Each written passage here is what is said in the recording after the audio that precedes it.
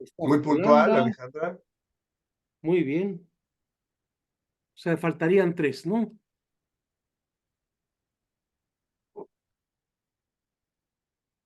Muy bien.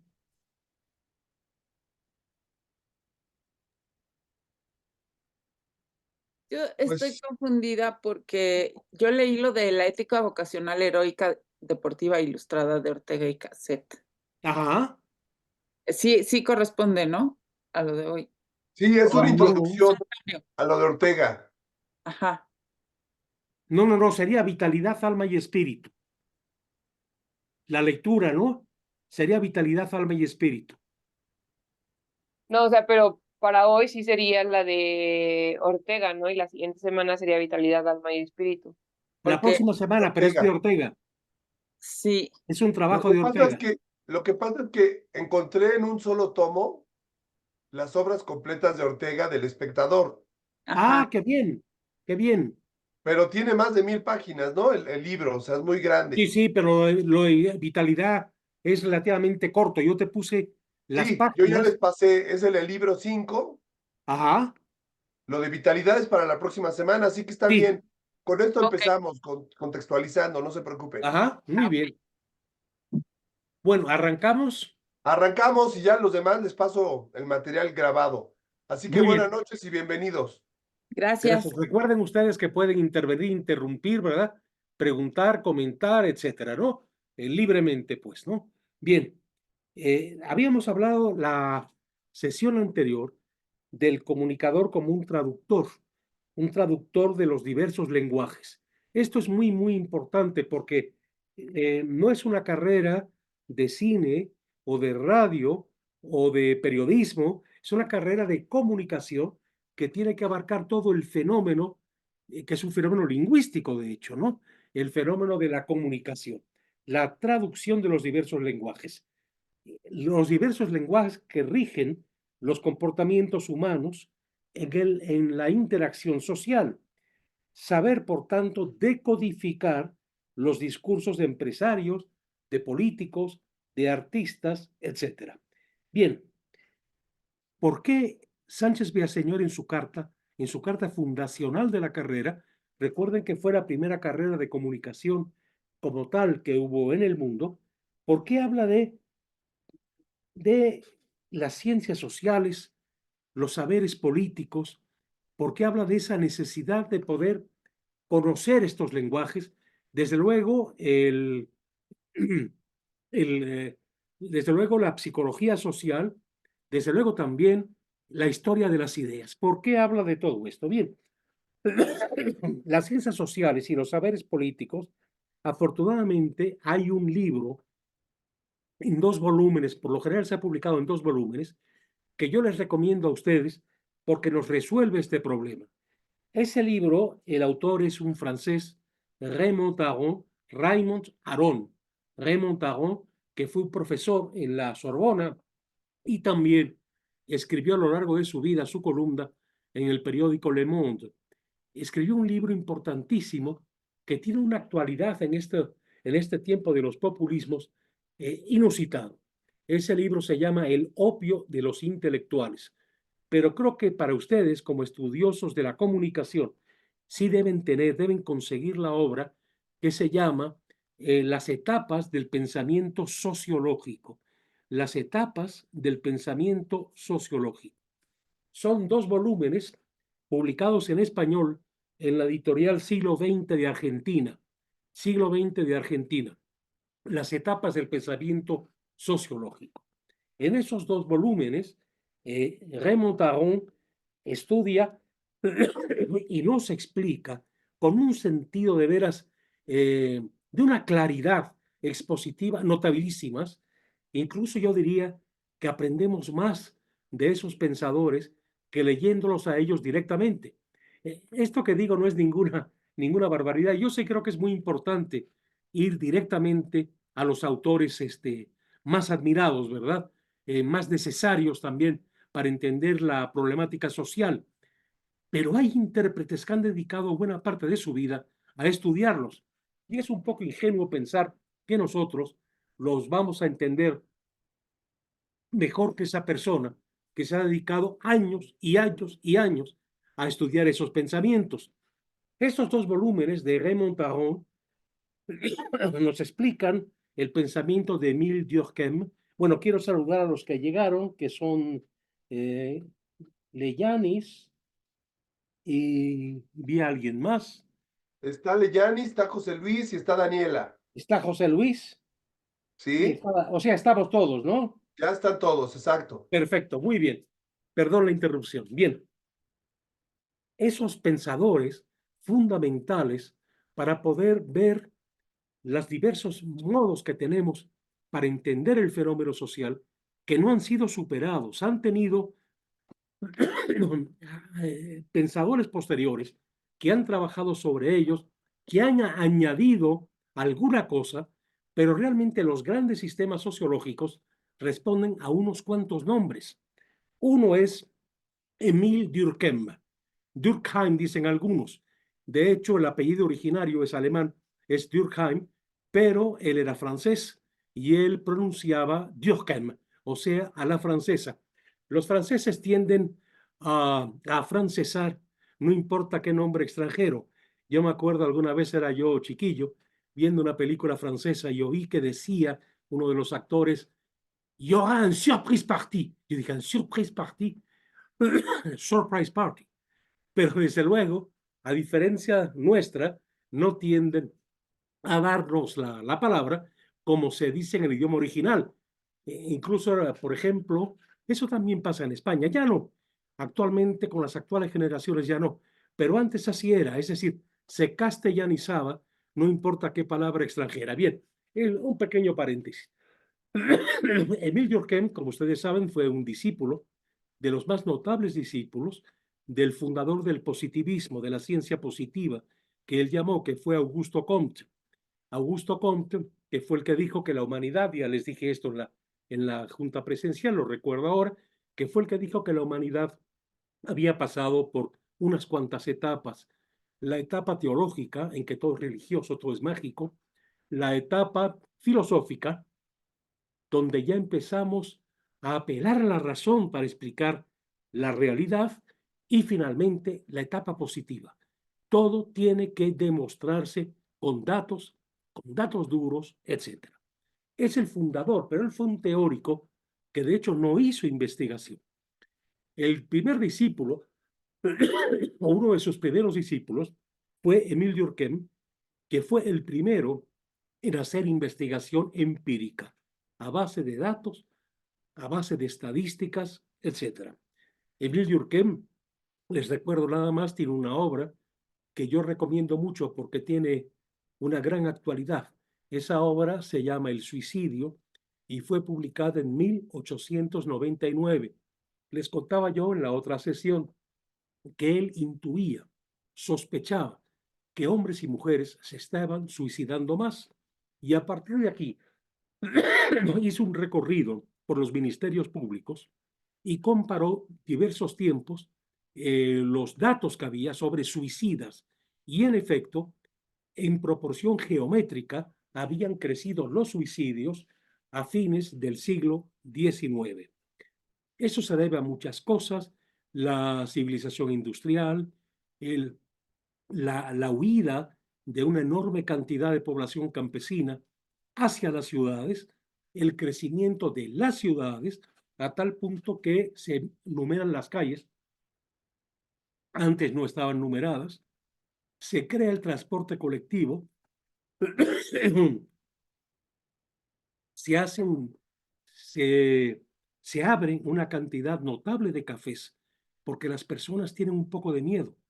Cada vez hay más delincuentes, cada vez hay más temor de dejar a los niños que jueguen como antes en las calles, cada vez en las casas, en los departamentos, hay más seguros en las puertas y un visor ahí para ver quién está tocando antes de abrir la puerta.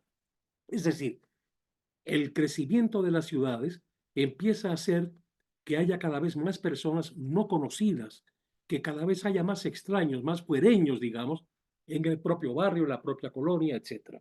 Bien, en el suicidio, Émile Durkheim empieza a ver quiénes son los que se suicidan.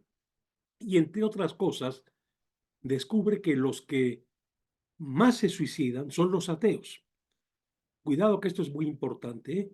O sea, los que no creen en un ser providencial, en un Padre que nos vigila, que nos ayuda, que le podemos orar, con el que podemos conversar en nuestra imaginación, etc.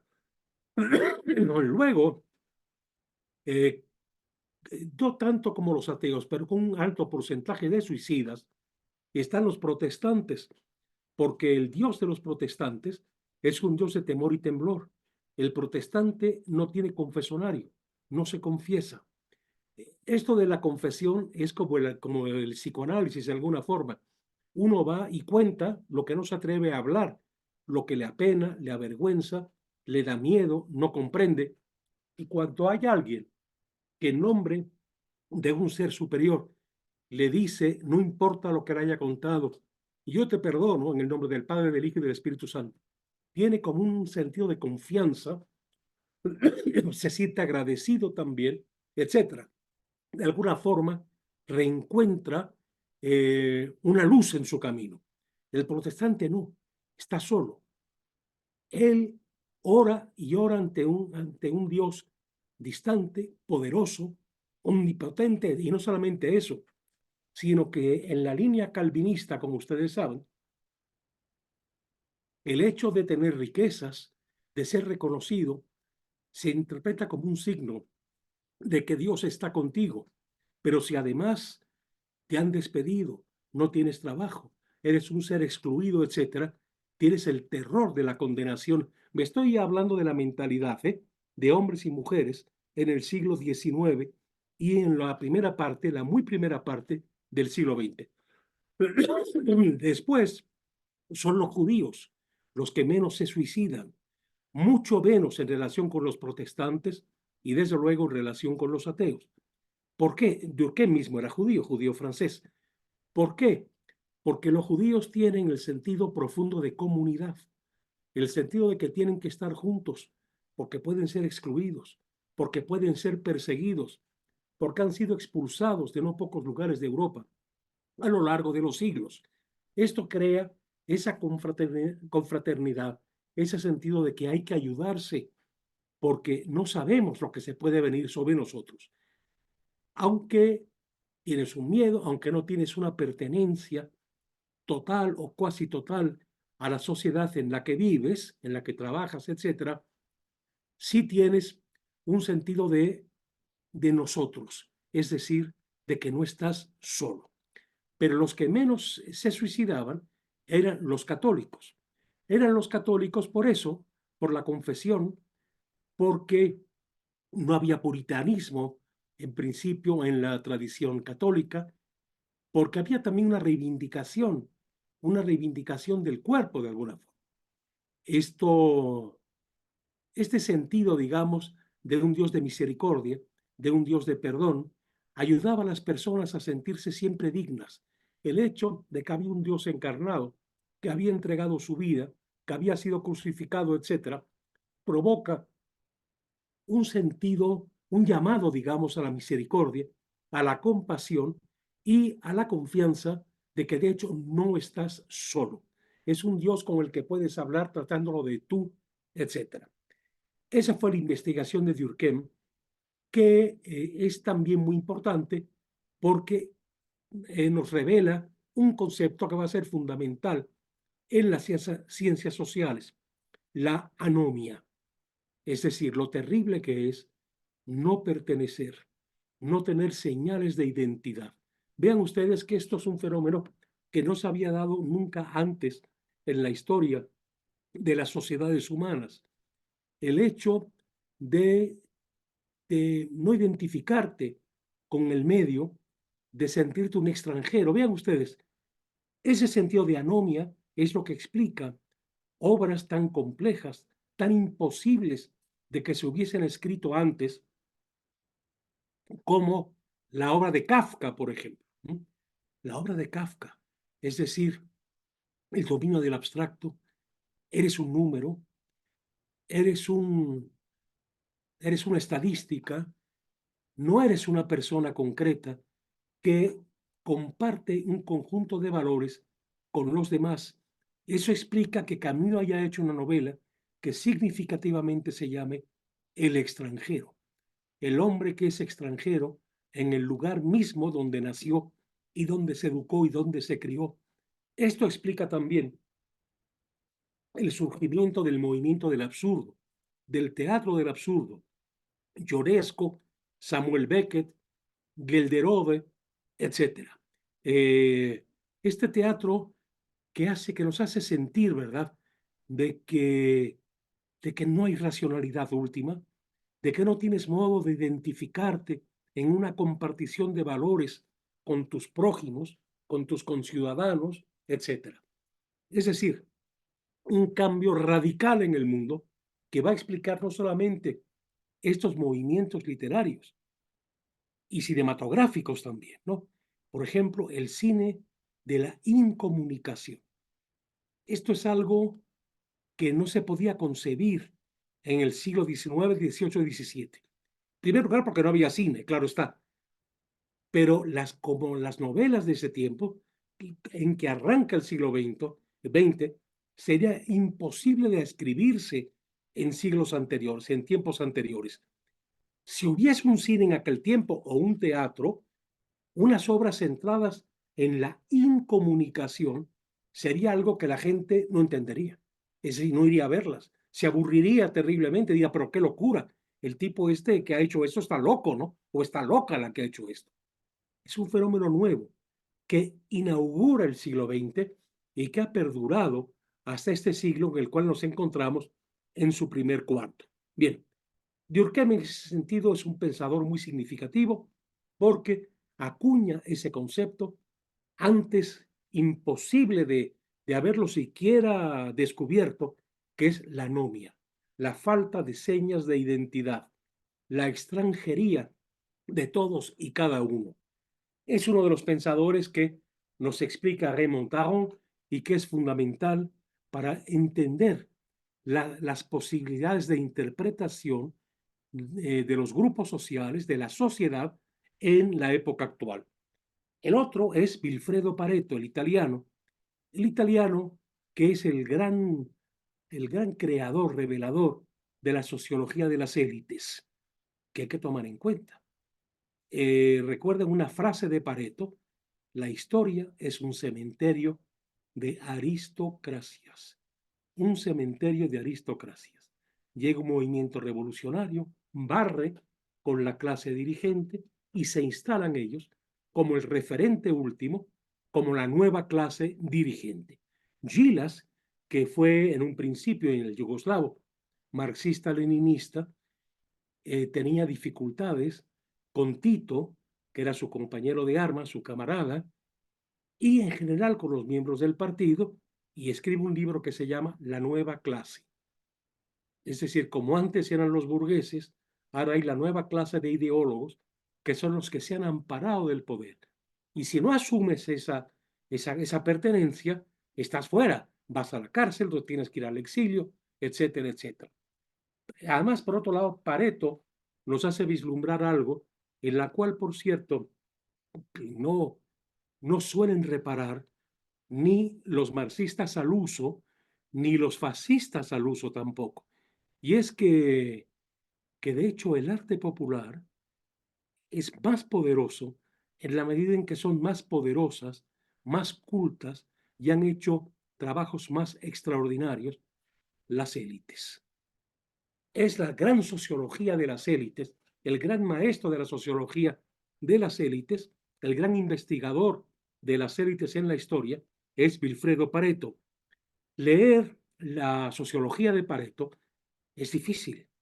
Es muy largo el volumen, pero tenemos a Aron, que nos lo describe perfectamente bien y podemos prescindir, salvo que sintamos mucha atracción por la sociología de Pareto, por la sociología de las élites, podemos prescindir de meterle el diente, pues, a la obra de Pareto. Miren, les voy a poner algunos ejemplos muy claros. Cuando ustedes oyen los boleros de Agustín Lara, se darán cuenta de que Agustín Lara tenía un instinto musical muy poderoso y un instinto poético muy poderoso. ¿A qué se debe esto? Era un pianista, admiró a Chopin, por ejemplo, a Mozart, manejaba toda esta música y esa música que él amaba, que él disfrutaba, la fue transformando en los boleros populares que él creó. Pues. No solamente eso, como poeta, Agustín Lara fue un gran lector de los poetas modernistas, de Rubén Darío, de José Asunción Silva, de Gutiérrez Nájera, etc. Y claro, ese lenguaje que a una persona apenas alfabeta en nuestro país o en cualquier país de la América Latina, le dabas a leer la poesía modernista y si él no era también un poeta, decía, qué locuras, estas son jaladas, no las puedo entender. Gracias a Agustín Lara, que metía esos versos suyos, modernistas de hecho, y de él, en música, lo cantabas. Y la misma música te iba revelando los contenidos que ya no te parecían jaladas, porque ya los sentías, los entendías, y el lenguaje modernista llegó al hombre y la mujer medios, en gran parte debido a Agustín Lara y otros compositores de ese tiempo que tenían las mismas características. Si ustedes oyen a Consuelito Velázquez, que además fue concertista y que estudió en el conservatorio, si ustedes oyen Bésame mucho, si no lo han hecho, hagan la prueba porque es genial. Oigan, repitan en su cabecita Bésame mucho y luego compren, si no lo tienen, el concierto en la de Schumann, el único concierto para piano y orquesta que Schumann escribió y que es bellísimo. Y se darán cuenta que todas las primeras notas, pues es el leitmotiv de Bésame mucho. Es decir, Consuelo Velázquez había oído a Schumann, amaba a Schumann y transformó a Schumann en una melodía que cualquiera puede entender y cantar. Es decir, la grandeza, las buenas artes, las artes populares más elaboradas en música, en arquitectura, en literatura, vienen, en literatura popular, vienen del conocimiento de los grandes maestros, pues, de las élites. Hay un proceso de intercomunicación y de interrelación.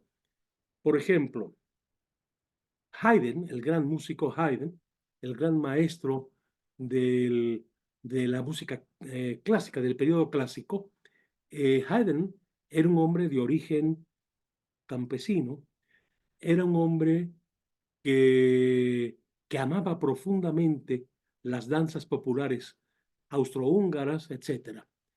Pero Haydn había tenido una educación musical fina y empieza a componer y a darles un nivel de mayor complejidad al folclore, a lo que él había disfrutado. Y eso cuando lo oye el pueblo, ¿cómo se dio el fenómeno en aquellos años? Para que lo oyeran personas del pueblo, porque los músicos, cuando regresaban a ver a sus familias a los pueblos, tocaban aquellas cosas que se oían en palacio y las popularizaban, las suavizaban, las interpretaban y las traducían a un lenguaje totalmente asequible.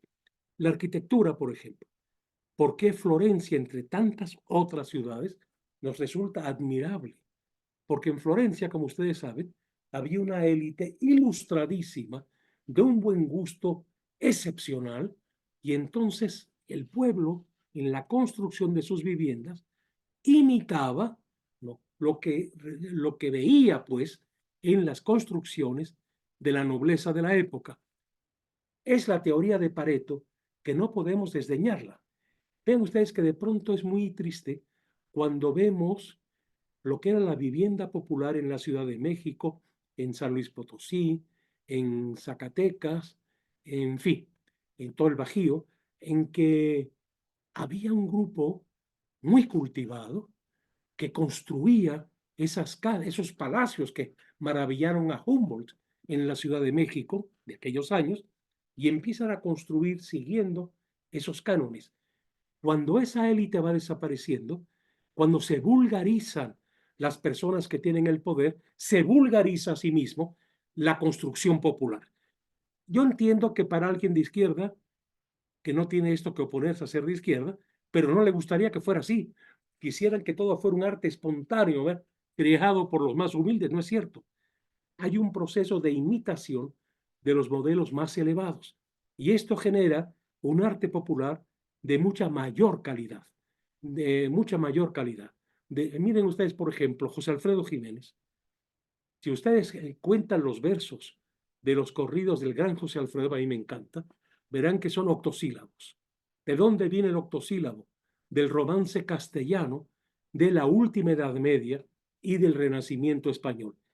El corrido recuerda cómo se contaba la historia de, de la formación de España en Castilla la Vieja, ¿no? En todo lo que es el centro de España, donde se desarrolla eh, lo que sería la nacionalidad española con el tiempo, ¿no? El Mío Cid, por ejemplo. Todo eso está dado en versos de 8 sílabas. Y José Alfredo, sus corridas, están también en versos de 8 sílabas. Y nos va contando la historia, pues, en las que tantos nos sentimos en algún grado identificados. Descubrimos cosas que pueden ser muy incorrectas, que siempre las podemos superar, pero que también están dentro de nosotros y por eso respondemos de un modo afirmativo, repitiendo pues esos corridos que una vez que los escuchamos, esos grandes corridos de José Alfredo, no se nos olvidan, etc. Bien, Pareto nos hace ver esa comunicación social, esa interacción entre las élites y las clases, los grupos populares. Por eso es importante el sistema paretiano. El otro es Marx, otro sociólogo fundamental que nos hace vivir la lucha de clases, que nos hace vivir también en su sociología los resentimientos, el resentimiento que es tremendo, ¿no? Los resentimientos sociales que tienen una razón, es decir, el hecho de ver que alguien va multiplicando y multiplicando sus riquezas, prácticamente ya sin trabajar, etcétera, y está gozando también de mi trabajo, cuando a mí apenas se me da nada, menos de quizá de lo suficiente para vivir con un cierto decoro. Pero Marx es un descendiente directo del pensamiento de Hegel, esto lo veíamos en la última sección. Hegel, el idealista Hegel, la idea absoluta, en fin, el proceso que se va dando de evolución en las diversas sociedades, que se repite una y otra vez, cada vez a niveles de más complejidad. Hegel es el que acuña la dialéctica contemporánea, la dialéctica del amo y el esclavo. ¿Quién es el amo? Dice Hegel. El amo es el que es amo porque no tenía miedo a morirse. ¿Y quién es el esclavo? El esclavo es el que tenía tanto miedo que se volvió criado del amo para poder recibir las migajas de lo que le sobraba al amo. Pero hay un momento en que el tiempo pasa, pueden ser largos periodos de tiempo, y el esclavo va aprendiendo la técnica del amo, las modalidades de dominio del amo, toda la tecnología, digamos, y ahora se da cuenta que ya lo puede hacer sin el amo. Y entonces viene la rebelión de los esclavos, asesinan a los amos y se convierten en los nuevos amos. ¿Y qué nos dice Hegel? Que tenemos ahora un periodo último en el cual estamos entrando, escribe él, en la fenomenología del espíritu, y ese nuevo periodo es el que llama a la negación de la negación, es decir, a la negación de que haya amos y esclavos en sociedad. El no repetir para que la historia no sea una mera repetición y avancemos hacia una sociedad de igualdad y hacia una sociedad planetaria. Nunca más amos y esclavos. Este es el dinamismo, de hecho, del pensamiento de Marx, que Marx procura explicarlo a través de datos empíricos, el positivismo de Comte, de de datos empíricos a través de datos duros, datos concretos, etc. Y recuerden también, porque entra el factor cultural, el factor que distingue una cultura de otra. Y para el europeo, una revolución no podía ser una revolución para repartir pobreza. Recuerden ustedes que para Marx había que trabajar con mucha responsabilidad, ayudar a que se enriquezcan los capitalistas y generar cada vez mayor capital que luego se pueda repartir cuando llegue el momento de la rebelión de los esclavos. Hay una carta famosa de Engels a los primeros revolucionarios socialistas que hubo en Hungría, donde les dice, olvídense de revolución, trabajen muy duro, ayuden a que esos cerdos se enriquezcan cada vez más, y cuando ya haya muchísima riqueza que repartir, entonces viene el golpe último y la toma del poder. En el europeo era inconcebible una revolución para repartir pobreza o menesterosidad o humildad. Es decir, no se trata de una idea cristiana de fraternidad ni de hermandad y de pobreza compartida. Se trata de repartir bienestar en el sentido de riqueza, de posibilidad de riqueza.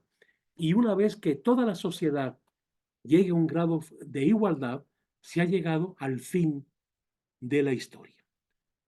Al fin de la historia. Hannah Arendt, esa extraordinaria filósofa alemana, que estuvo muy próxima al grupo de Frankfurt y por tanto al pensamiento marxista crítico en el siglo XIX y principios del siglo XX, Hannah Arendt decía qué contradicción tan fuerte en Marx que solo un genio puede cometer. Dice, hay contradicciones que son tan colosales que solo pueden darse en un genio, como era Marx. Y dice, Marx nos está planteando el trabajo como el valor superior de la humanidad, el trabajo. El trabajo es el que ha logrado el progreso, el trabajo es lo que ha producido cambios cualitativos cada vez más fuertes, el que ha fomentado las grandes invenciones tecnológicas, etc.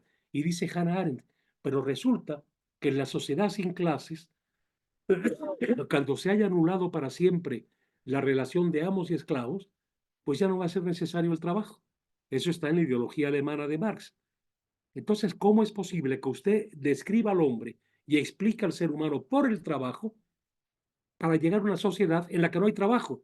Porque ya no va a ser necesario el trabajo, porque eso es la tecnología la que va a sustituir el esfuerzo humano, etc. Bien, de todas formas, la influencia de Marx desde el Capital, la ideología alemana, etc., fue fundamental y lo sigue siendo hasta nuestro tiempo. Es otro lenguaje que tenemos que conocer, lenguaje social, actuante, activo, vivo, que tenemos que conocer para poder, cuando alguien lo está empleando, poder detectar que hay detrás de esa persona un pensamiento, un ideal, una base, digamos, marxista. El otro pensador es Tocqueville.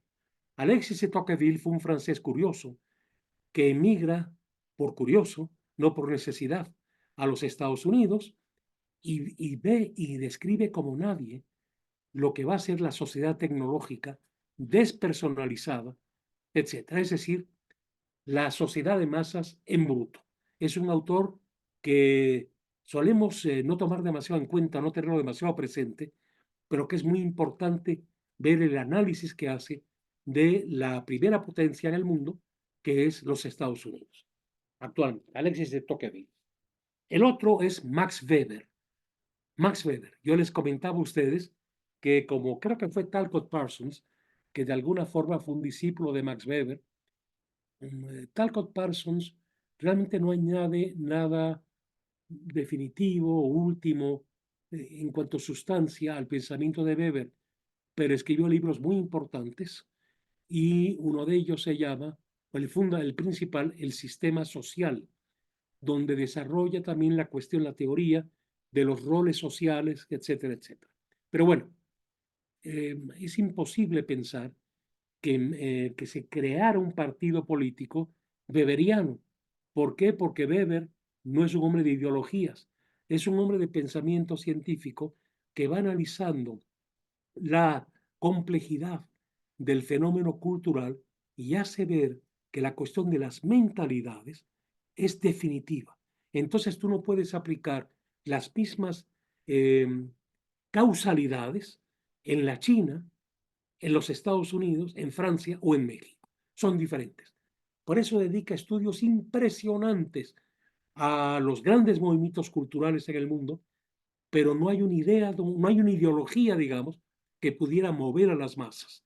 El Fondo de Cultura Económica tradujo extraordinariamente bien la obra sociológica fundamental de Weber, que se llama Economía y Sociedad. Ahí se estudia la burocracia, las características de las burocracias, con sus diversas características también en diversas partes del mundo. Bien, 2 volúmenes de Raymond Aron que nos dan el conocimiento de la complejidad del fenómeno social.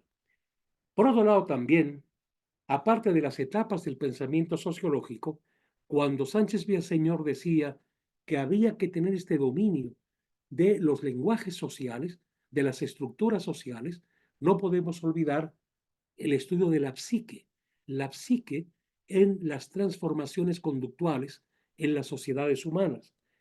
Para este conocimiento sería fundamental Sigmund Freud, fundamental, porque Sigmund Freud es el gran revelador de las complejidades de la mente del ser humano. Y estudiar la psicología de las masas, porque Freud se da cuenta también de que ha aparecido el fenómeno de la masa, la presencia de la masa que actúa irracionalmente, de la masa que no tiene ni busca fundamentos intelectuales para su acción, etc. Todo lo que nos había revelado un poco en bruto, si quieren ustedes, Gustave Le Bon, Freud lo retoma, analiza Gustave Le Bon y hace un estudio analítico detalladísimo de los modos de actuar de las masas en las sociedades contemporáneas. Y otro libro fundamental de Freud es Tótem y Tabú. Tótem y Tabú. Todas las sociedades primitivas tenían un fuerte grado de prohibiciones, de tabúes. ¿Por qué? Por miedo al fenómeno de la entropía, es decir, de la tendencia en las sociedades a la desorganización. Este es un trabajo finísimo.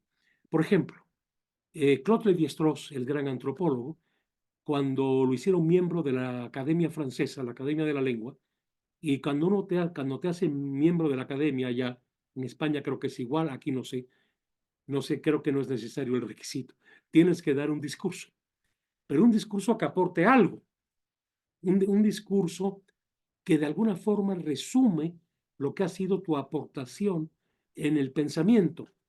Y Lévi-Strauss hace ver cómo él acababa de regresar de una comunidad indígena en el Canadá y les cuenta a los académicos y a los periodistas que estaban tomando nota de su iniciación como académico, les cuenta cómo cuando alguien ocupaba o era ungido como jefe de tribu, en esa tribu indígena del Canadá, tenía que resistir todas las humillaciones que los demás miembros de la comunidad le hacían padecer. Lo insultaban, a veces lo escupían, decían pestes de él y tenía que aguantarse. Solo se aguantaba todo ese repudio y humildemente les pedía perdón y les prometía ser su servidor a toda la comunidad, acababan ungiéndolo. Bien, para ser miembro de la academia era lo mismo. Lévi-Strauss, cuando alguien lo hizo candidato, tuvo que ir a tocar la puerta de todos los académicos humildemente para pedir que votaran por él. Y dijo, esto es lo mismo, esto no ha cambiado. En esencia no ha habido un cambio. En las sociedades antiguas sabías que podía ser muy peligroso el incesto, podía ser muy peligroso para el orden familiar, para el buen orden social. Entonces había que mantener una gran distancia. del hermano a la hermana, de la hermana al hermano. Incluso, por ejemplo, en casi todas las sociedades arcaicas que todavía existían y existen todavía, sociedades arcaicas. Vayan, por ejemplo, a San Juan Chamula, entre muchas otras. Había regulaciones tremendas para evitar el caos y mantener el orden social. Por ejemplo, si un joven va por la calle o por el camino, por la vereda, por donde sea, y ve que se acerca su suegra, tiene que cambiar la trayectoria, no cruzarse con ella. ¿Por qué? Porque es la madre de tu mujer. Y esto puede provocar curiosidad. Y la curiosidad va a ser la base para que, para el deseo, ¿no? Para que se despliegue el deseo.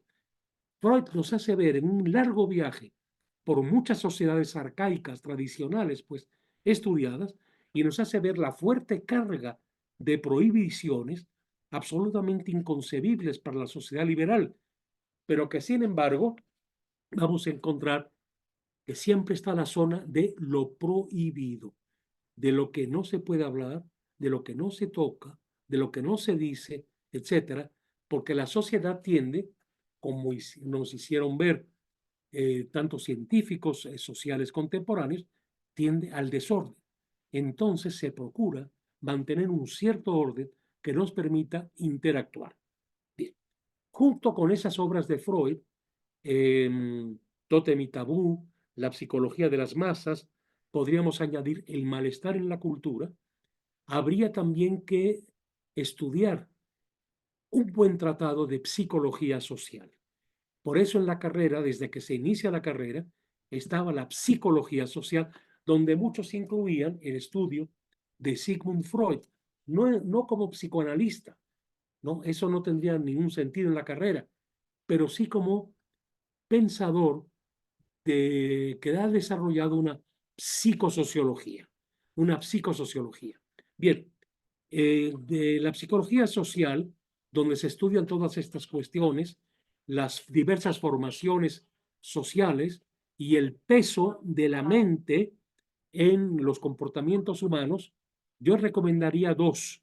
Una es de un holandés de apellido Oldendorff, Antonio Oldendorff, se llama Psicología Social y que fue publicado originalmente por la editorial argentina Carlos Lolé, la traducción. La otra fue la que cuando yo estaba en la carrera me pusieron como texto de Otto Kleinberg, que se llama Psicología Social y que publicó el Fondo de Cultura Económica. No se trata de estudiar cosas de psicoterapia, esos son especialidades de psicólogos. Lo importante es estudiar, ¿no?, el papel de la mente en las formaciones sociales. Por eso es tan importante un tratado de psicología social que nos dé las leyes fundamentales, que ya son, por tanto, científicas, que se han venido dando desde que hay psicología en el mundo, que la ha habido siempre, pero no llamada expresamente psicología, etc. Bien, por otro lado también, en la carrera del comunicador como un traductor, alguien que entienda los diversos lenguajes, es fundamental conocer las diversas escuelas filosóficas. No toda la historia de la filosofía, eso hay que dejárselo al que enseña filosofía. Digo al que enseña filosofía con toda la intención, porque tú estudias filosofía y si alguien te pregunta qué eres, ahí me daría mucha vergüenza decir soy filósofo. Eso es algo a lo que se llega. No soy un licenciado, soy alguien que puede hablar de la historia del pensamiento, pero decir soy un filósofo, yo puedo decir que soy un contador. Por ejemplo, si sé hacer balances contables, si sé llevar la contabilidad de un negocio, etcétera. Puedo decir que soy periodista, si escribo en los periódicos, investigo la noticia, etcétera, etcétera. Pero decir soy filósofo, vaya audacia. Eso es algo a lo que se llega. Puede ser un hombre erudito en pensamientos filosóficos, que lo puedes enseñar, pero hasta ahí llegas. Ser filósofo es algo a lo que solo llegan muy pocos. Hay muchos divulgadores, muchos repetidores. Yo tenía un maestro rumano, gran maestro rumano, cuando estudié comunicación, que nos hacía distinguir al creador del repetidor. Y yo me acuerdo que cuando yo estaba feliz porque gracias a las clases de Luis Recasén Siches llegué a conocer el pensamiento de Ortega. Y yo decía, ¿qué maestro? Y me decía Tarasescu, el maestro rumano, me decía, ese señor es un repetidor, no es un creador, no es Ortega. Es alguien que repite a Ortega, ¿no? Que reproduce a Ortega. Distinguir, pues, a la mente creativa, a la mente innovadora, del que sencillamente ha aprendido una técnica, ha aprendido un modo de acercarse a analizar los problemas sociales, pero no le añade nada al pensamiento, ¿no? En fin, hay que conocer qué es el idealismo, qué es el realismo, por qué hay idealistas y realistas, y los idealistas y los realistas no es algo que se pueda confundir, que pueda ser ecléctico o que se pueda mezclar. El gran sociólogo, científico Karl Popper, hacía ver cómo los descendientes de Platón, del pensamiento idealista, acaban siendo los grandes revolucionarios o los que han procurado transformar de un modo radical y último a la sociedad, es decir, los que han creado la ideología. Cuidado, el término ideología se crea en los años de la Revolución Francesa, lo inventa o lo revela un señor de nombre Destutt de Tracy, como Dick Tracy, el de T-R-A-C-Y, pero era francés, Destutt de Tracy. ¿Por qué acuña el término ideología? ¿Por qué no se acuñó antes? Pues no se acuñó antes porque no hacía falta la ideología para llevar a los seres humanos a acciones conjuntas. No hacía falta, estaba la religión. Las creencias venían del mundo religioso. Cuando no se cree, cuando se duda, cuando se pone entre paréntesis la existencia de Dios y de cualquier autoridad religiosa, ¿qué va a hacer que los seres humanos comulguen, se junten, apoyen, contribuyan a la consolidación de un régimen? Algo que es la ideología, una estructura de ideas perfectamente ligadas entre sí, perfectamente estructuradas para mover a otro término que no se usaba antes, a las masas, porque no era necesario, ¿no? Bien, el realismo, del realismo no. El realista no tiende a la gran abstracción, no tiende a que con unas ideas madres se explica toda la sociedad. El realista distingue y distingue para en la medida de lo posible unir. Son dos familias de pensadores que se han dado y que se siguen dando en el mundo actual. Idealistas y realistas. Hay que saber el positivismo. ¿Por qué llega el positivismo? Históricamente. ¿Qué significa el positivismo? Y por último, la fenomenología, que es son varias escuelas de pensamiento que ya se dan, que ya cuajan en el siglo XX. Y hay una fenomenología existencial, y hay una fenomenología positiva, etc. Pero conocer los sistemas y saber distinguirlas es muy importante para poder dominar los diversos lenguajes sociales. Bien, por otro lado, ¿cómo acercarnos a ver esta transformación de las sociedades? ¿Cómo se ha dado esa transformación de las sociedades? ¿Y cuál es el papel, el rol de las mentalidades? A ver si me dejo claro lo de mentalidades. En un libro espléndido sobre Pancho Villa, creo que ya les hablé de esto, de Margarita de Orellana, que fue alumna mía en comunicación, que es además la esposa de Alberto Ruiz Sánchez, ella en su maravilloso libro sobre Pancho Villa nos hace ver la mentalidad de Villa. Villa era un hombre del norte, fascinado por la tecnología, fascinado pues por el progreso, digamos, pongamos entre comillas, el progreso norteamericano, etc. Era un hombre abierto a la modernidad, como buen hombre del norte. Y se cuenta la historia que ya les conté, cuenta Margarita y lo cuenta muy bien, de que cuando el joven director de Hollywood en aquellos años, era joven en aquellos años, Raoul Walsh, que hizo ya en el cine sonoro películas extraordinarias, atraído por la leyenda del guerrillero Villa, del gran estratega Villa, de ese Villa que había invadido, como nunca antes había sucedido, a los Estados Unidos, al pueblo de Columbus, en Texas, cruza la frontera porque quiere dejar un testimonio documental de Villa, de las estrategias de Villa en combate. Y cuando finalmente llega a encontrar a Villa, la gran batalla había terminado. Y Villa había ganado, claro. Y entonces le dice a Villa la verdad. ¿No sabe usted que la admiración que le tengo por todo lo que he oído de usted y bla, bla, bla? Y yo vine a grabar, a filmar esa batalla y ya terminó. Y es cuando Villa le responde, pues no se preocupe, amiguita, yo le hago otra batalla, le organizo otra batalla. Es decir, era un hombre que le atraía mucho la cámara fotográfica, los nuevos lenguajes tecnológicos, etc.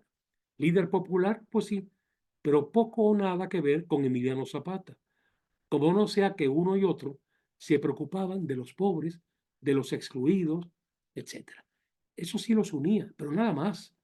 Zapata era el hombre de la tradición.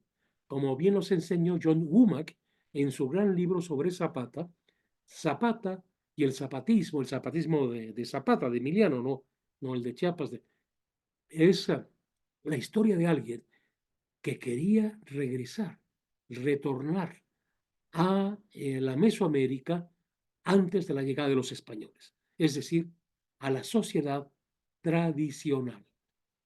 Esto a Villa no le diría nada.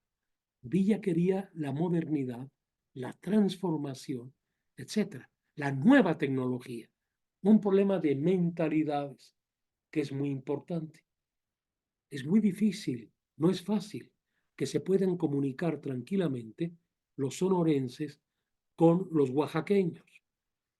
Hay un problema de mentalidad y el estudio y reparar en la determinación de una mentalidad en el diálogo social es también muy importante y hay por lo pronto que saber que hay que distinguir. Miren ustedes, la mentalidad china e hindú en relación con la occidental.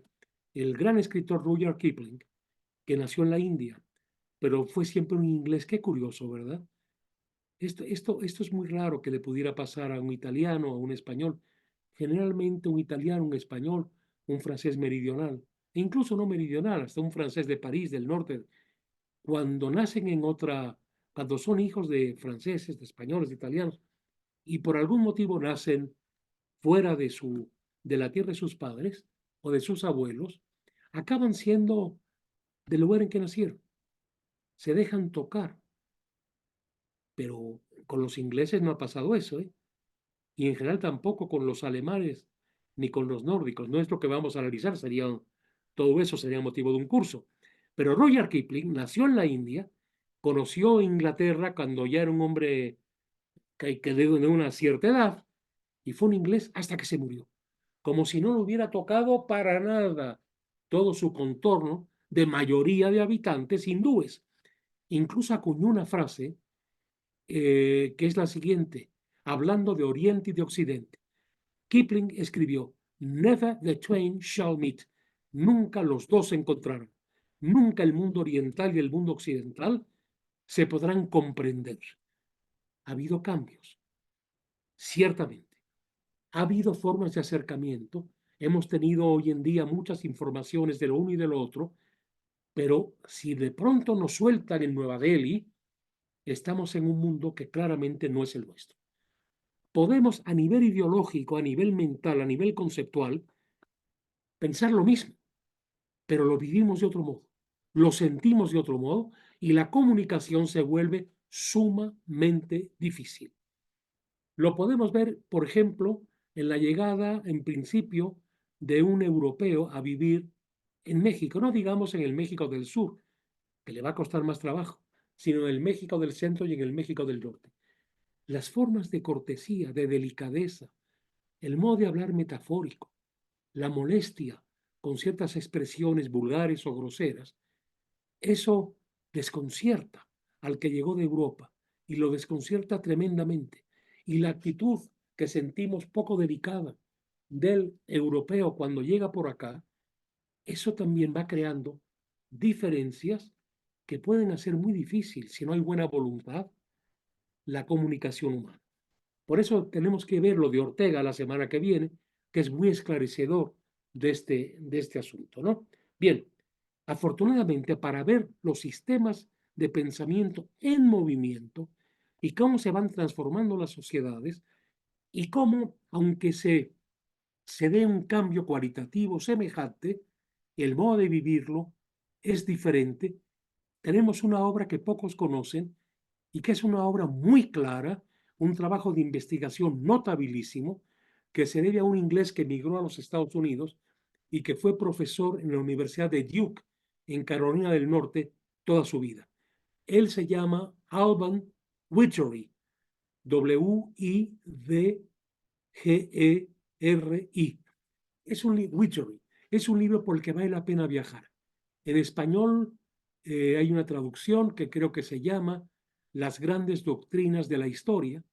En el inglés original se llama Interpretations of History, interpretaciones de la historia. Y con una capacidad objetiva de objetivar notabilísima, nos va dando cómo se fue dando el progreso y los cambios en China, cómo se fue dando en la India, cómo se fue dando en el pueblo judío, cómo se fue dando entre los árabes, cómo se fue dando a lo largo de toda la historia de Occidente. Es un libro que se lee con mucha facilidad, es de una claridad mental notable y que nos va dando la historia como movimiento, como transformaciones cualitativas.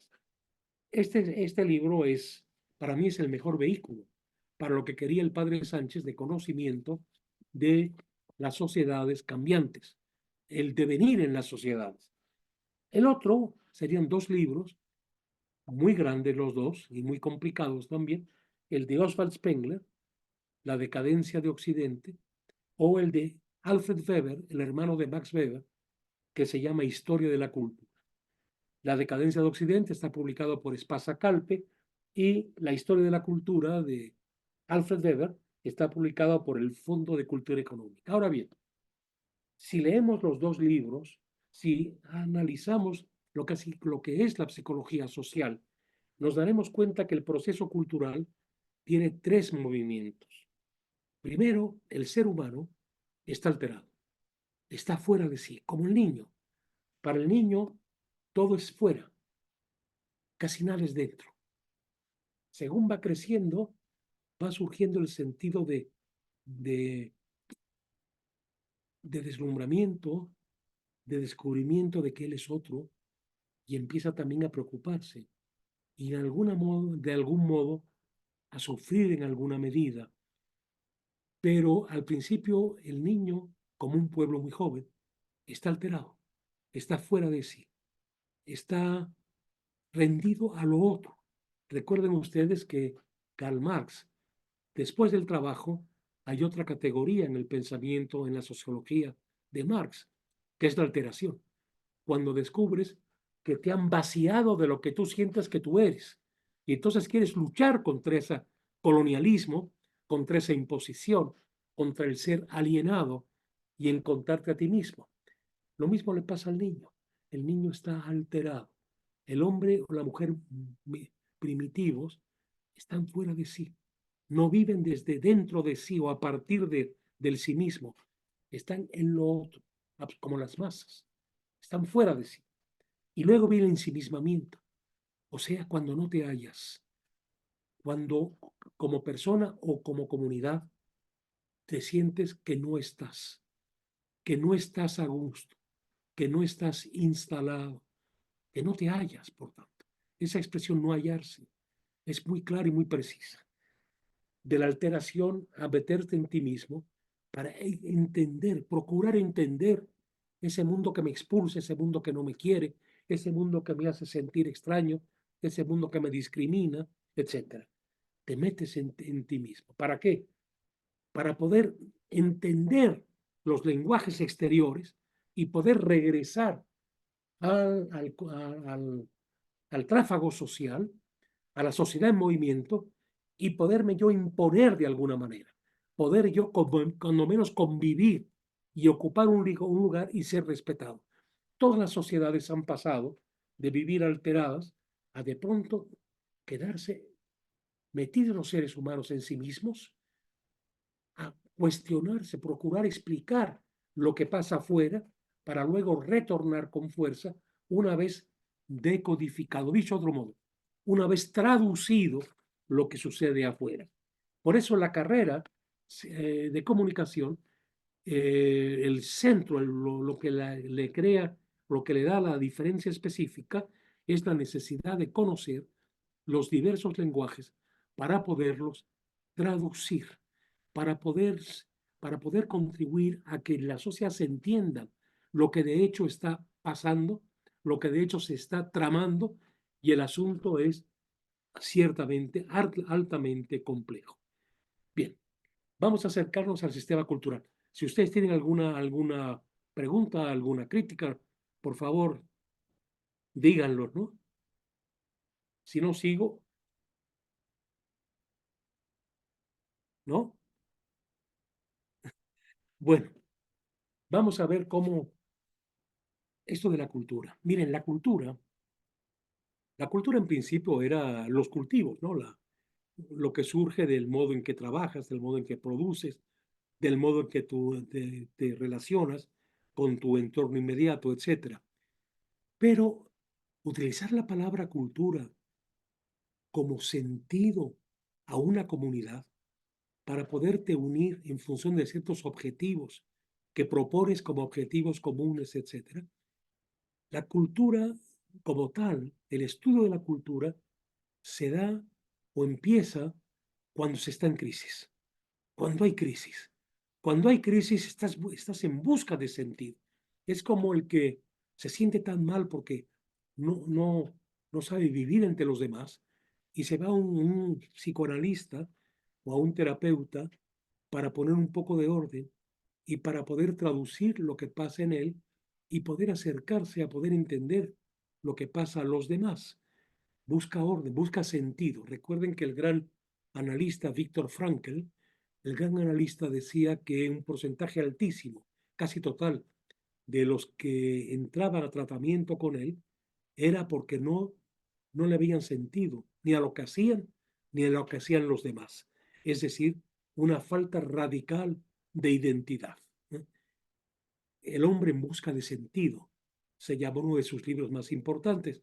Y Víctor Frankl tuvo experiencias límites, porque a Víctor Frankl, que era judío vienés, le tocó vivir algo que hubiera acabado con muchos, o hubiera llevado al suicidio a muchos, o a morir en el campo de concentración por sentir que la vida no tenía sentido. Recuerden ustedes que el gran filósofo Adorno dijo, es indecente escribir poesía después de Auschwitz, por el horror que se había vivido. Pues Víctor Frankl le tocó que un día llegar a la Gestapo, al edificio en el que vivía, y lo sacaran y lo llevaran a un campo de exterminio, del que sobrevivió, no su mujer murió en el campo de exterminio. Y los vecinos, que eran sus amigos, a los que saludaba, que a veces comían juntos, no hicieron nada por defender. Se callaron la boca y se aguantaron. Víctor Frankl, sin embargo, cuando regresó del campo, volvió al edificio en el que había vivido y enfrentó a los que eran sus vecinos. Miren qué fuerza interior. Y él dijo que muchos de los sobrevivientes habían sobrevivido porque sentían que tenían que dar testimonio, que tenían una obra que realizar en el futuro. No todos pudieron como Víctor Frankl. El gran poeta Paul Celan un día se tiró al Sena, al río Sena, en París, varios años después de haber salido del campo de exterminio. Era un poeta reconocido, muy admirado por la intelectualidad francesa del tiempo, y se tiró de un puente, del puente Mirabeau, se tiró y ahí se ahogó, pues. El gran Primo Levi, el gran novelista italiano, turinés, se suicidó también. Es decir, llegó a contar todo esto. Hay una gran novela autobiográfica que se llama La Tregua, pero lo perseguía, ¿no? La obsesión de lo que había vivido, la humillación que le habían hecho vivir, etc.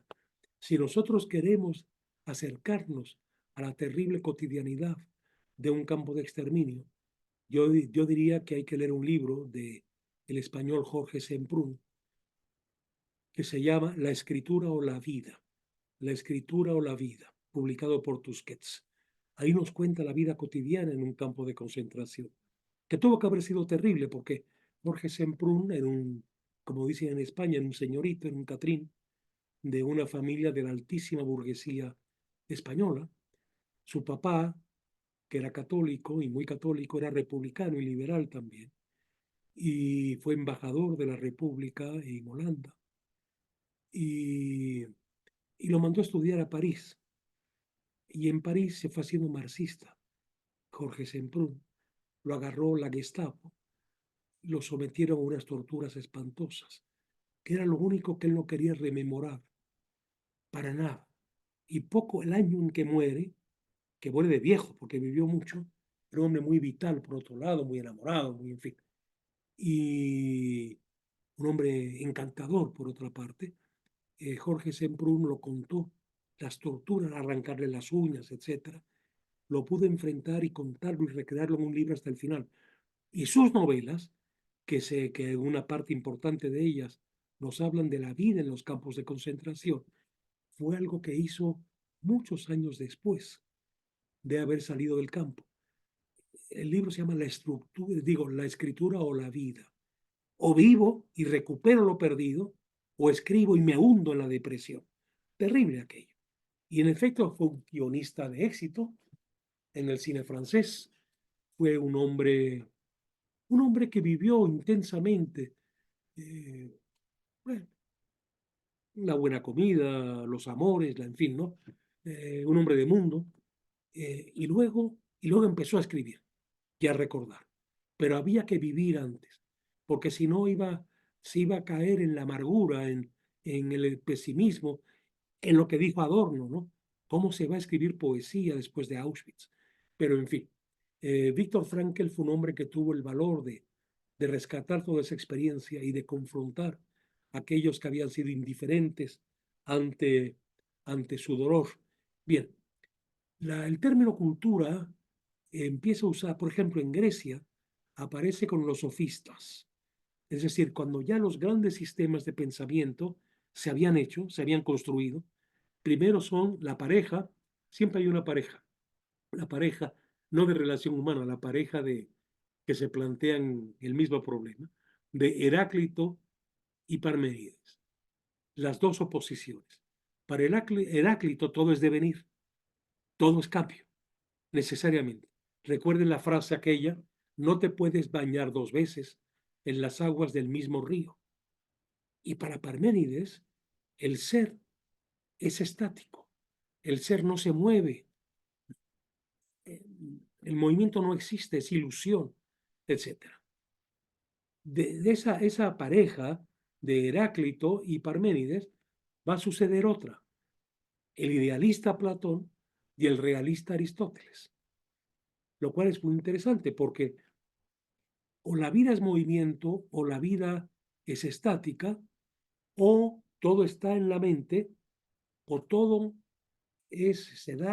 todo tienes que interpretarlo, todo lo que se da en la realidad, y hay una realidad objetiva de la que tienes que dar razón, son las dos grandes formas de pensar, y después de aquello, ¿qué sentían los griegos? Pues ya, ¿qué queda? ¿Qué nos queda? ¿Qué podemos añadir? Si me siento, tengo una inclinación idealista y platónica, ¿qué le puedo añadir a Platón? Y si tengo una inclinación realista, ¿qué le puedo añadir a Aristóteles? Y entonces, ¿qué surgen? Los pensamientos existenciales. Existenciales. Los escépticos, los epicúreos, ¿no? Lo importante es el placer, etcétera, etcétera. Los moralistas, ¿no? Pues, es decir, la búsqueda del bienestar, etcétera. El escepticismo, lo mismo que ha pasado en el mundo occidental. Después de Kant, antes Santo Tomás y Alberto Magno, después de Renato Descartes, después de Bacon, después de Kant y Hegel y Marx, ¿qué nos queda? Y surge el pensamiento existencialista, los escépticos, los sibaritas, etcétera, etcétera. Lo mismo pasó en Roma también. En fin. Entonces, La cultura surge a partir de una crisis. Sentimos que ya no nos comunicamos, que nos sentimos mal, que tenemos miedo, que nada nos hace ilusión, etc. Y entonces nos planteamos la cultura como la necesidad de revolucionar la sociedad en la cual nos encontramos. La cultura siempre uno se plantea qué es la cultura en tiempos críticos, no en tiempos en que hay una conformidad básica con el modo en el que vivimos. Una sociedad tradicional que ha permanecido en formas muy arcaicas, muy primitivas de relación, pues no se plantea la cultura, para nada, que no necesita plantearse la cultura. Yo les recordaba, ahora que acaba de fallecer, a José Agustín, que en una entrevista que le hizo un egresado, dos egresados de comunicación, Javier Mier y Dolores Carbonell, en esa entrevista José Agustín dice, ahora los ideólogos me dicen, ¿por qué no escribes popular de campesinos? Y dice Agustín, en primer lugar, nunca he vivido en el campo y no soy campesino.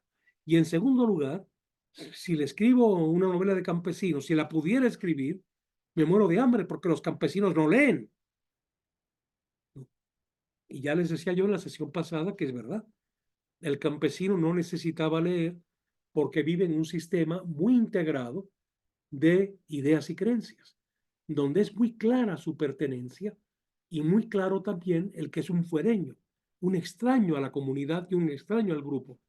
Ahora, sin embargo, con todos los nuevos lenguajes, aparte de la televisión, del cine, de, de las películas que puedes ver en tu casa, etcétera, y el campesino está tocado por el mundo moderno.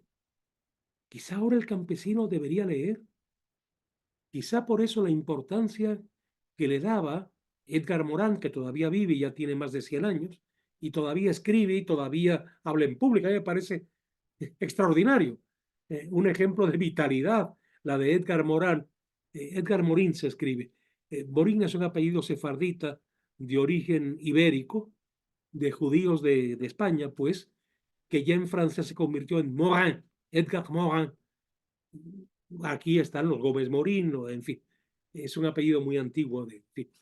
Edgar Morin, que escribió El espíritu del tiempo, fue una de sus primeras obras, El sistema cultural, El diario de California, cuando aprovechó un sabático en la universidad y se fue a vivir en una comuna hippie en California para conocer ese nuevo fenómeno que se estaba dando en el mundo de contestación de la sociedad establecida, etc. Un hombre de una vitalidad formidable, yo creo que uno de los grandes estudiosos del cine y del cine contemporáneo. Edgar Morin publicó a los 100 años, 99 años, un libro que recomiendo, lo publicó Paidós, que se llama La Vía, el camino, la vía, para reencontrar la identidad, el sentido social, el nuevo sentido social que nos pueda, que pueda facilitar las interrelaciones entre los seres humanos, etc. E insisto, lo más notable y más admirable es que ya tiene más de 100 años y Edgar Morin sigue escribiendo, Edgar Morin sigue, por tanto, pensando, Edgar Morin sigue asistiendo a conferencias y discutiendo con los jóvenes, etc. Bien, Edgar Morin desarrolla el sistema cultural y nos lo describe de la siguiente manera. Me voy a leer a mí mismo, pues, de mi libro Cultura y Comunicación, porque creo que así lo explico mejor que si empezar ahora a traducirme a mí mismo, ¿verdad?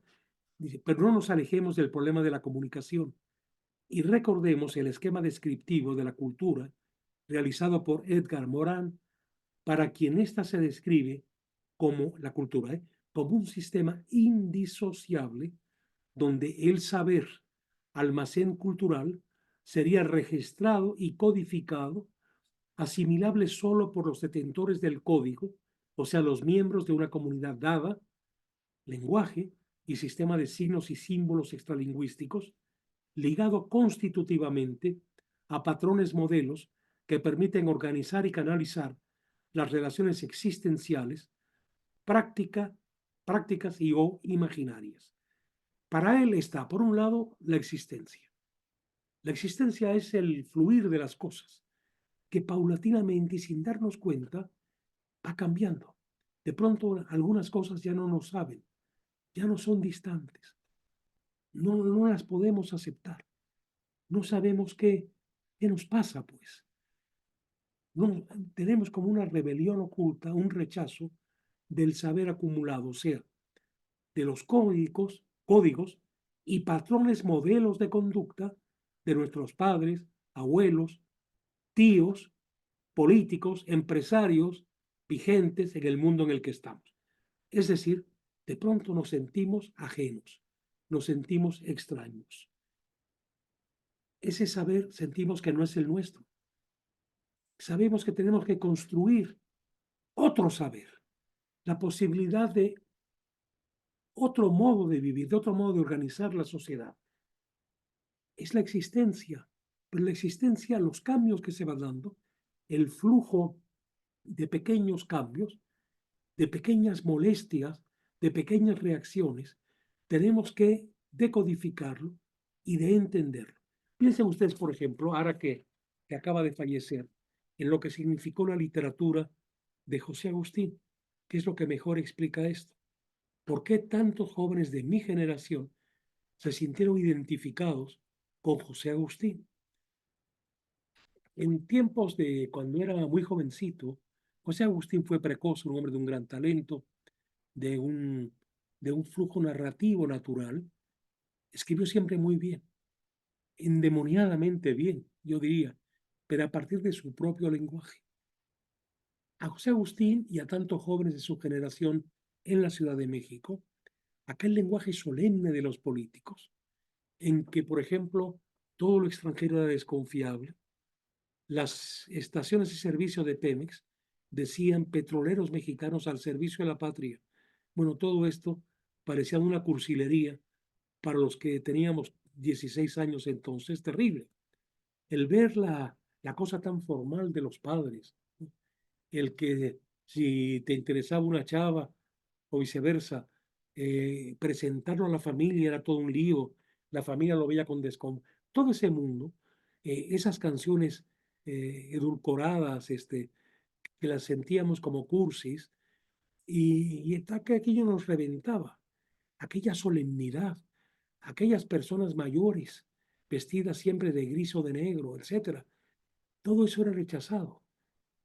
Y de pronto aparece esa primera novela, La tumba, y la que le siguió de perfil, en que empieza a hablar con las palabras de lo que de hecho sentíamos, de lo que de hecho experimentábamos. El fin de toda solemnidad se pretendía, de toda interpretación de la historia del país, tan ideologizada, tan férrea, tan inflexible, aquel código de bien y mal, de buen y malo, pues tan tajante, esa negación de la sexualidad, todo aquello era algo que nos reventaba, pero había que encontrar las palabras. Y así las novelas de José Agustín y también de su contemporáneo Gustavo Sáenz, no siempre Sáenz estuvo en esta línea, pero su primera novela, Gazapo, desde luego sí. Muy ligada pues a este mismo espíritu de rebelión, de buscar de no negar el placer, ni la búsqueda del placer, de no adornarte, de romper toda solemnidad. Eso significó una cosa que para muchos fue de liberación. No estoy loco, no estoy de manicomio, no soy el muchacho y la muchacha problemas, no soy un pecador, no soy... Bueno, esto les parece a ustedes muy elemental, pero no era así en los años 60. Era algo contra lo que había que luchar. Era cobrar conciencia de que la existencia iba dándose de otra manera, tenía que asumirse de otra manera y había que contestar todo lo establecido. Finalmente, la rebelión de los movimientos del 68 fue una respuesta colectiva a esa sensación de querer transformar la sociedad, cosa que el presidente en turno, Gustavo Díaz Ordaz, no entendió, no pudo entender, no pudo entender y descalificó, no podía aceptarlo, no podía asumirlo. El México de aquellos años si una persona era de condición homosexual, tenía que ocultarlo, que negarlo, que simular que no lo era. Todo era la simulación, era el vivir desde una falsedad radical. Era mucho lo que había que destruir.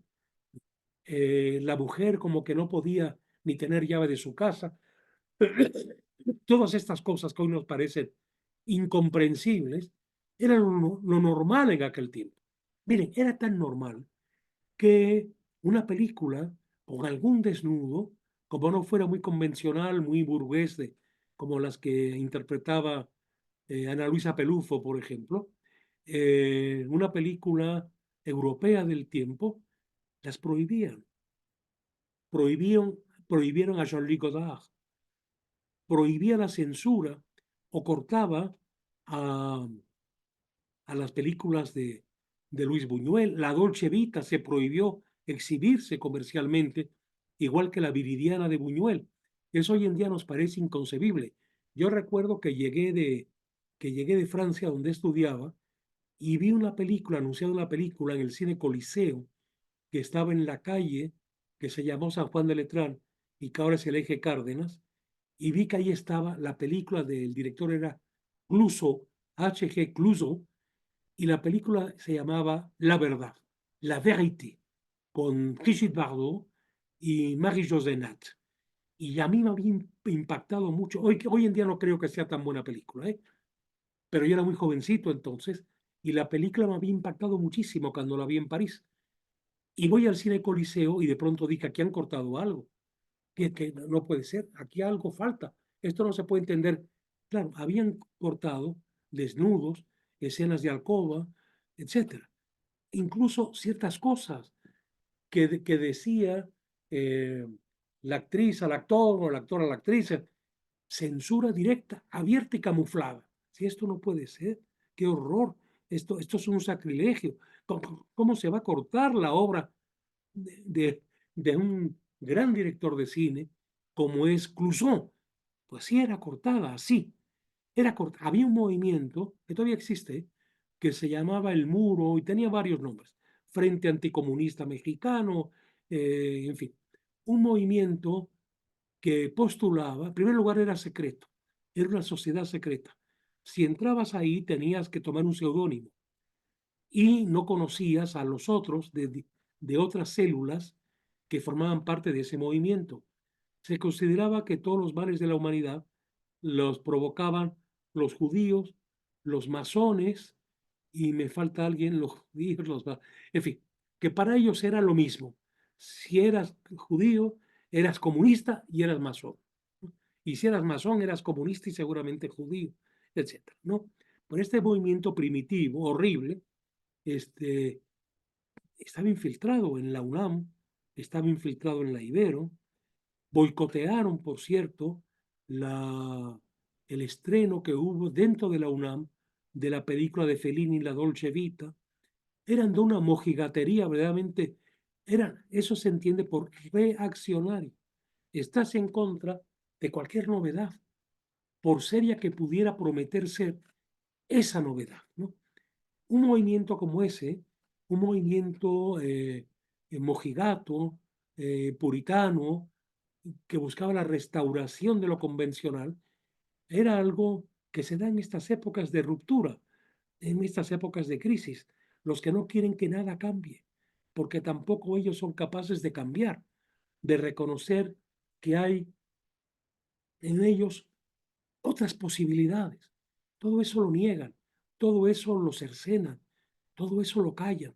Es la sociedad del silencio, de los murmullos, de la hipocresía finalmente. Bien, las cosas han cambiado.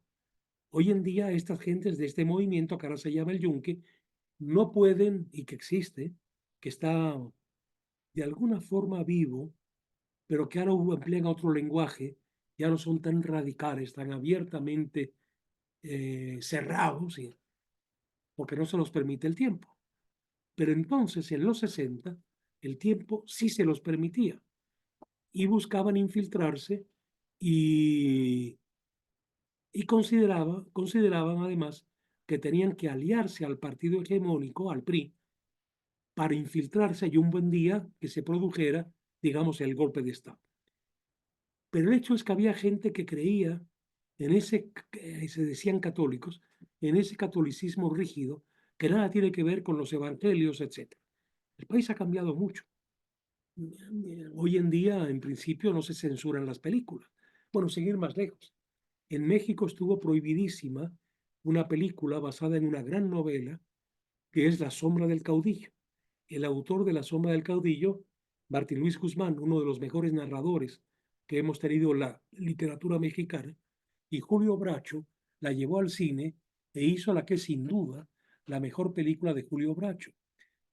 Para que se den cuenta del México de los 50, cuando La sombra del caudillo obtiene el gran premio en el Festival de Karlovy Vary, en Checoslovaquia, la ve el agregado militar de la Embajada en México y le escribe al secretario de la Defensa, el general Olachea, en tiempos del gobierno de Adolfo López Mateos, para decirle que esa película denigra al ejército y que por tanto no se podía exhibir en México, que era una vergüenza que hubieran premiado esa película.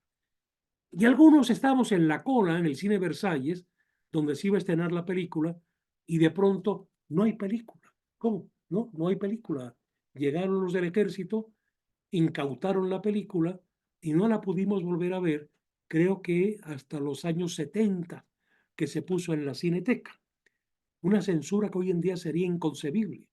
Es decir, en la prensa actual saldrían las denuncias, saldría la protesta, la contestación a un acto radicalmente arbitrario. Para Bracho fue muy dura que su gran obra maestra cinematográfica no se pudiera ver en el momento en que había que ver.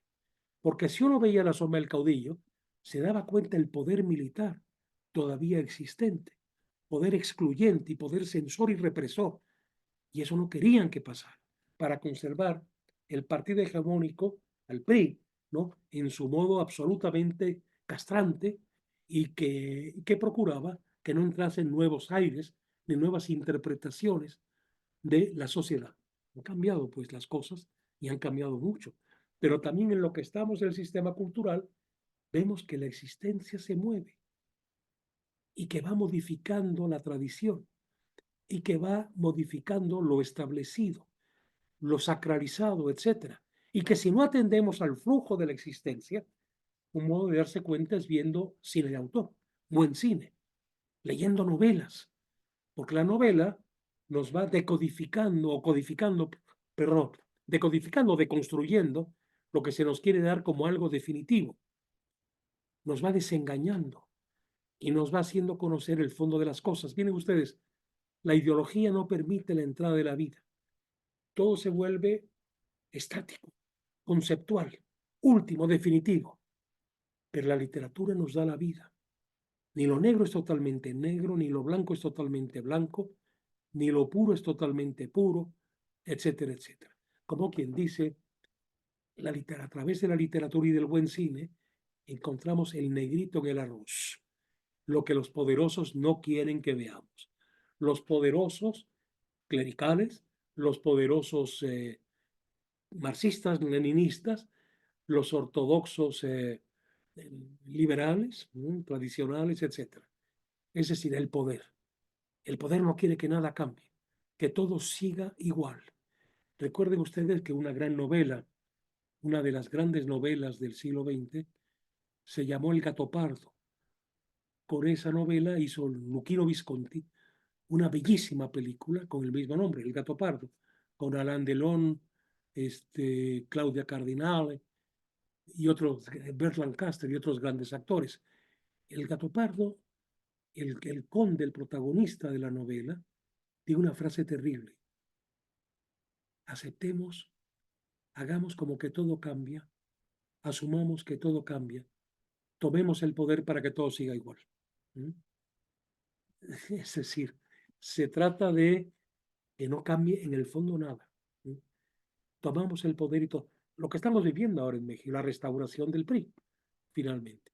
Nada de organismos autónomos, desaparición de la división de poderes, etcétera, etcétera. Eso es en nombre del cambio, de la supuesta transformación o revolución, lo que ustedes gusten y mandes.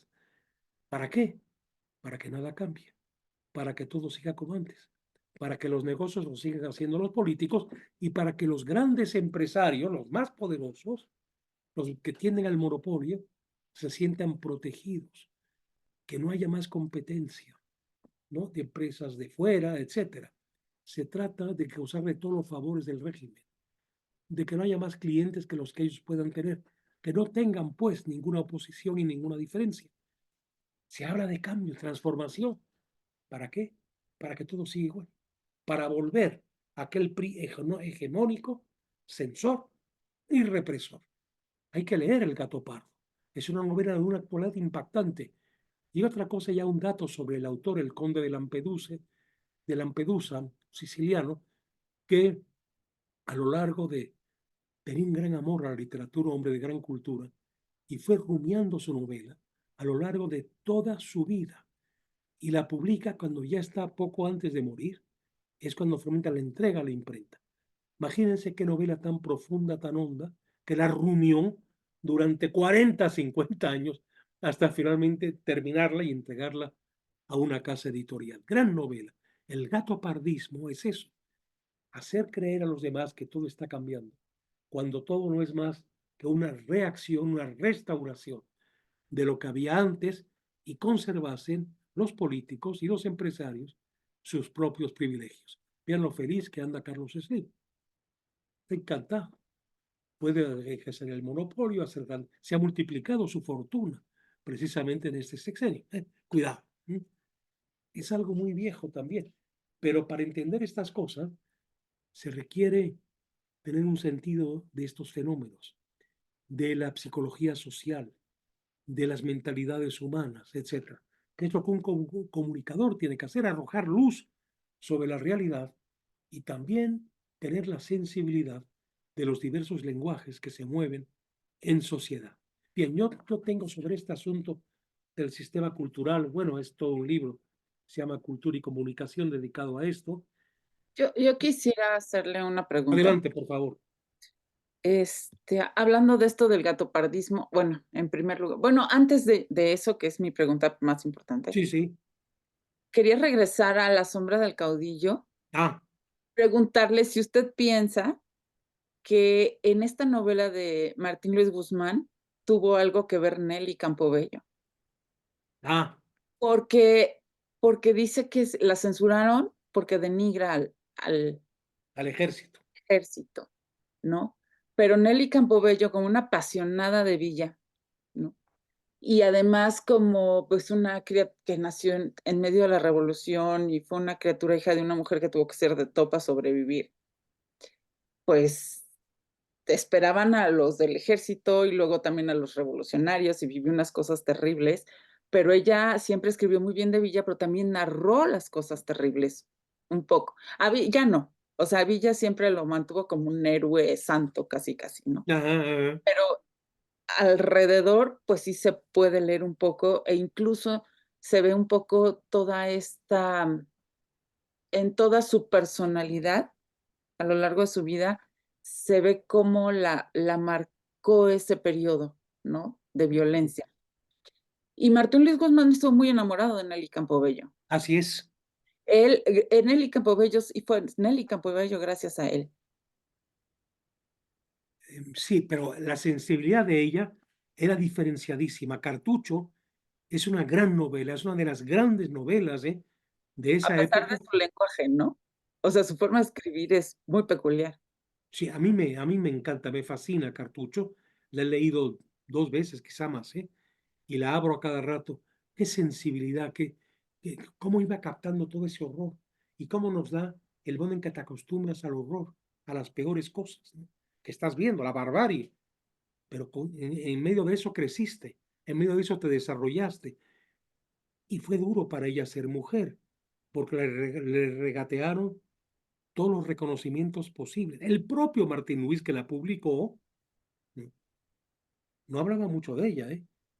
No, no, no. Y luego, cómo de alguna forma la usaron, era una gran bailarina, una notable bailarina también, prácticamente la secuestraron. Bueno, dicen que era buena bailarina, yo no Su puedo, nunca hermana la vi sí lo bailar.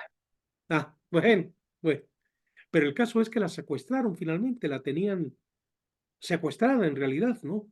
Y al final de su vida la Al final de su secuestraron. vida fue dolorosísima la vida de esta mujer y qué gran escritora fue Nelly Campos. Nos ayuda mucho también, a vivir la cotidianidad de la época revolucionaria. Mira, esta visión se dio también en la literatura rusa, en uno de mis autores más admirados, Anton Chekhov, y Chekhov tiene un cuento que se llama La Estepa, casi una novela corta, que es vista la revolución rusa desde la perspectiva, la prerevolución de un niño, lo que ve un niño. ¿No? Es formidable. La película la hizo Alberto Latuada y es muy bella porque el cuento es muy bueno, pero a través del cine, ¿no? Estás viendo, es la mirada de un niño, ¿no? Es decir, lo que está saliendo en la pantalla no es lo que habría visto un adulto, pero sí lo Claro, que ha visto un niño. y eso es lo que pasa en Cartucho, ¿no? Eso es, sí, Uno ve la claro, revolución desde debajo de la mesa de la fonda. eso es. Extraordinaria, Sí, bueno, extraordinaria. y lo otro era sobre el gatopardismo. Ah, Así como usted lo está explicando en este momento, yo lo veo todos los días en los medios de comunicación hoy en cuanto a la inclusión. ah, Siento que es una inclusión totalmente forzada. Yo siento que es criminal lo que hace con la historia Netflix y Disney, ¿no? ajá. Entonces, pues sí, creo que estamos viviendo todas esas cosas otra vez. No, sí, Justamente estamos en un es la momento, manera, si te doy lo que me estás reclamando, pero nada más aparentemente, porque yo voy a conservar el monopolio y el poder, ¿no? esto es, estamos en un momento, no solo en México, en todo el mundo, un momento muy difícil. Otra vez se discute la cultura. ¿Por qué? Porque si no hay sentido, si nos sentimos vaciados de sentido, entonces nos planteamos qué diablos, ¿no? ¿Qué soy? ¿Qué puedo llegar a ser? ¿Qué? Yo y los demás y los que están al lado mío el silencio, el silencio tremendo, la incomunicación de hecho y de facto. Si vivimos prendidos del celular, estoy hablando contigo y estoy siguiendo, no me dejo tocar. No dejarse tocar es lo peor que le puede pasar a un ser humano, etcétera. Bueno, yo creo que esto es lo que vamos a estar viendo en todo este seminario, en todas las sesiones, ¿verdad? En diversos temas, obviamente, diversas cuestiones que hay que ver, cómo se llegó a este momento, pero también cómo se fueron dando los procesos de comunicación. Los procesos de comunicación. Mira, hay una película de Alejandro Galindo que a mí me gusta mucho, cada vez que la vuelvo a ver, que es una familia de tantas, una familia de tantas. Se conseguía en DVD, bueno, ya nadie compra DVD, pero yo creo que habrá modo de a través de, ¿no? De la computadora, de una familia de tantas. Es importante verla, porque esa película, que hoy en día la ves como una extrañeza de otro mundo que ya no es, y darte cuenta que así era la cotidianidad de la mayoría de las familias mexicanas en aquellos años. Está muy bien actuada, está muy bien contada, tiene un sentido crítico muy fino del director Galindo, que fue creo que también el guionista, pero sobre todo ver cómo ese mundo que dices, deberá ser así, pues sí, deberá ser así. Es tremendo. Exponerse, pues, a lo que era lo normal, ¿no? Lo que no había que cambiar, como el protagonista, ¿no? Que lo interpreta magistralmente Joaquín Soler, un hombre que no quiere que nada cambie, que no ve los cambios, que no atiende, pues, a la misma transformación de su hija. Y al mismo tiempo la ingenuidad de la muchacha también frente a... Es una gran película de Alejandro Galindo, pero que nos ayuda a... Además, el cine tiene, a diferencia de la novela, algo que es tremendo y es que lo estás viendo, que te crea una objetividad. Por eso Drácula te agarra y te lo crees, porque lo estás viendo. Si lo lees, tienes que imaginarlo y está finalmente la distancia de la persona frente al libro. En el cine te mete en la pantalla. Entonces te la crees. Frankenstein, Drácula, te lo crees. En fin, a veces hay, claro, hay novelistas de un talento inconmensurable, como Stevenson, que en Dr. Jekyll y Mr. Hyde la novela sigue siendo superior al cine. Una novelita corta y para mí es de las cosas más fantásticas. Aparte todo lo que revela, ¿no? Del bien y el mal dentro de cada uno de nosotros. En fin. Bueno, ya es un poquitín tarde. Ojalá pudieran leer, ¿no? Vitalidad, Alma y Espíritu para la semana próxima. Y también quiero trabajar de algo que dejé pendiente, que tiene que ver con unos planteamientos sobre la cultura de Herbert Marcuse, ese notable pensador alemán que entre otros escribió El hombre unidimensional, que es un libro clave para mí, para entender la segunda parte del siglo XX. Pero también Herbert Marcuse es un hombre, había sido un marxista toda su vida, y al final de su vida pone un reparo al pensamiento de Marx tremendo, que nadie había hecho, que nadie se había dado cuenta. El pensamiento de Marx no puede explicar la vida porque tiene una psicología muy pobre, paupérrima. Entonces, por eso no puede explicar el arte, porque el arte es transformación, porque el arte te hace ver lo que está en el fondo de cada cosa, y eso no lo puede tolerar una mente racionalista, cientifista, ideologizada, que quiere un plan, ¿verdad?, para llevar a todo el mundo por la misma ruta. Ese hallazgo de Marcuse, el pensamiento de Marx no puede explicar el arte. De alguna forma lo dijo Marx, con una bella ingenuidad, cuando escribe, hoy fui a ver una obra de Eurípides. La obra me ha convulsionado. No puedo entender cómo es posible que un autor de tiempos antes de Cristo, en aquella Grecia antigua, haya escrito cosas que no correspondían a los modos de producción, a las relaciones laborales, etc. Es decir, que trascendió su época. No lo puede entender un marxista, no lo puede entender. Que Eurípides sigue estando vivo, que te siga enviando mensajes cuando todas las condiciones sociales eran diferentes. Lo dice, y luego Marx da una respuesta que es muy bonita por inocente. Dice, bueno, claro, es que los griegos era la infancia más bonita de la humanidad. Vean, por otro lado, el eurocentrismo de fondo. Los griegos sí, los griegos eran unas criaturas encantadoras. Es de una ingenuidad. Está no estoy inventando nada, en el prólogo a la crítica de la economía política de 1857. Tiene la honradez de decirnos lo que le pasó viendo una obra de Eurípides, que contradecía todo su sistema de pensamiento. Bueno. Entonces, don Paco, próxima semana nos concentramos en lo de Ortega y Gasset. Sí, vitalidad, alma y espíritu. ¿Y quiere que leamos que iba a algo de introducir un Marcuse? poco a Ortega, pero ya es un poco tarde y yo creo que ya mejor descansamos, ¿no? Perfecto. ¿Y agregamos algo de Marcuse o...? De Marcuse, no, yo voy a explicarlo brevemente. Perfecto. Ajá. Pues Ortega y Gasset el próximo miércoles. Ortega y Gasset, así es. Perfecto. ¿Ya? Bueno. Buenas noches. Gracias. Buenas noches. Descansen. Dios. Igualmente. Chao. Chao. Gracias, bye. Dios.